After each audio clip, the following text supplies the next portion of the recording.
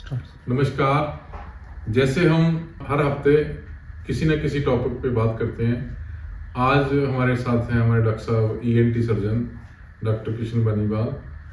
Basically sir, जो आजकल काफ़ी जो केसेस जो हमने देखे हैं हॉस्पिटल के अंदर, नाक में जो खून आता है जिसको हम पंजाबी में तो नक्सीर बोलते हैं। जी सर। नक्सीर फूट गया इसका, कईयों का मतलब कि कोई कारण होता है ब्लड प्रेशर का, कईयों का कोई और कारण, क्या क्या कारण होता है, क्यों होता है सर ये? नमस्कार सर। जैसा नक्सीर फूटना आप बता रहे हो, उसको हम अपने मेडिकल टर्म में एपिस्टेक्सिस के नाम से जानते हैं। नोज ब्लीड का सर अलग अलग एज ग्रुप में बहुत अलग अलग कारण है।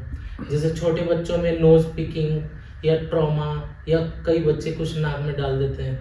कुछ एडल्ट ग्रुप में सर क्या कहते हैं कि बहुत रिकरेंट किसी को स्नीजिंग या नाक में सर्दी हो रहा है, बार बार छींक रहे हैं, नाक साफ कर रहे हैं। ओल्ड एज में सर मोस्ट कॉमनली ये होता है बीपी की बढ़ने की वजह से। और कई बार सर ओल्ड एज अगर पेशेंट स्मोकर है या कुछ है तो हो सकता है कि उसको नाक या नाक के पीछे कुछ ट्यूमर या मास डेवलप हो गया है जो ब्लीड कर रहा है। तो हमको बहुत ज़रूरी है कि अगर किसी को भी नाक ब्लीड हो रहा है, वो एक ड्रॉप हो या फिर बहुत ज़्यादा, तो उसको हॉस्पिटल जाकर डॉक्टर से ज़रूर सलाह लेनी चाहिए। हमको कारण जानना ज़रूरी है। मोस्टली सर गर्मियों के सीज़न में और इसमें ड्राइनेस और उसकी वजह से भी नोज ब्लीड हो जाता है। जी सर। क्योंकि ना आम लोगों को पता नहीं होता, वो गर्मी ही सोचते हैं। जी सर। नहीं, गर्मी हो गया है इसलिए हमारा नोज ब्लीड हो गया है। जी सर। क्योंकि कारण तो फिर आप लोगों ने देखना होता है, मेडिसिन वाले ने भी देखना होता है। जी जी बिल्कुल। कई बार किसी का बीपी बड़ा होता है, जी सर। कई बार मतलब कि किसी के सेल कम ट्रॉमा होते हैं, हो सकता है सर। हाँ, किसी का ब्लीडिंग डिसऑर्डर है। ब्लीडिंग कईयों के वो भी हो जाता है। सर इसमें सबसे इम्पोर्टेंट ये चीज़ है कि अगर घर में या कहीं भी किसी को नोज ब्लीड हो गया, जो थोड़ी चीज़ें जो हम जानते नहीं है या किसी ने बताई नहीं है, वो ज़रूर करना चाहिए। वो मैं बताना चाहता हूँ। नोज ब्लीड अगर किसी को भी हो जाए तो सबसे पहले हमको क्या कहते हैं कि उस बंदे या पेशेंट को जो भी है उसको बैठा के रखना है। ये बहुत ही गलत धारणा है कि लोग लेटा देते हैं कि सर पीछे करके लेट जाओ, ऐसा नहीं लेटना है।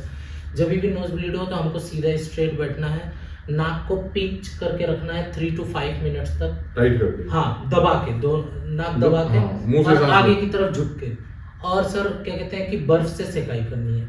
ये 3 चीज अगर हम करते हैं तो अगर बीपी या किसी भी कारण से जो ब्लीड हो रहा है वो ब्लड वेसल थोड़ी देर के लिए दब के और बर्फ से सेकाई के कारण वो ब्लीडिंग रुक जाता है और हमको हॉस्पिटल तक पहुंचने का और डॉक्टर को दिखाने का टाइम मिल जाता है। उसके बाद फिर जो भी प्रोसीजर रहेगा वो एक ईएनटी स्पेशलिस्ट, एक मेडिसिन, सब कोलैबोरेशन में देख के और डिसाइड करेंगे कि इनका लाइन ऑफ ट्रीटमेंट क्या होगा।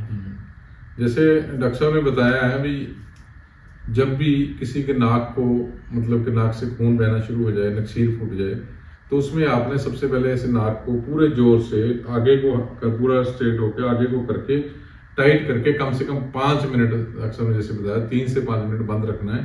और उसके बाद हो सके तो बर्फ की डली लेके अपने नाक के साइड में लगानी है दोनों तरफ, जिससे इमरजेंसी आपकी ब्लीडिंग बंद हो जाएगी ना।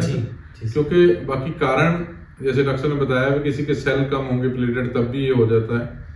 दूसरा नंबर, कई बारी कि किडनी की दिक्कत है तब भी ये हो जाता है। कईयों को बीपी बढ़ता है तब भी ये हो जाता है। जैसे डॉक्टर ने बताया कई बारी नाक में ट्यूमर हो, कोई रसौड़ी हो नाक के अंदर, तब भी हो जाता है। कई बारी बच्चे नाक में कोई अंदर कोई कई बारी कोई फॉरेन बॉडी कोई भी डाल लेते हैं। कई बारी बच्चे खेलते खेलते उसको वो जो लंबा देर वहाँ पड़ी रहती है, उससे इन्फेक्शन होकर भी ब्लीडिंग होने लग जाता है। वो फिर उसके बाद देखने के बाद पता चलता है। इसलिए इमरजेंसी आपने सबसे पहले नाक को ही बंद करना, साथ में बर्फ की सिकाई करनी है, मतलब लगानी है बर्फ साइडों में, उससे आपकी इमरजेंसी ठीक हो जाएगी। उसके बाद कहीं भी आप दिखा सकते हो, हम बताते रहेंगे। नमस्कार।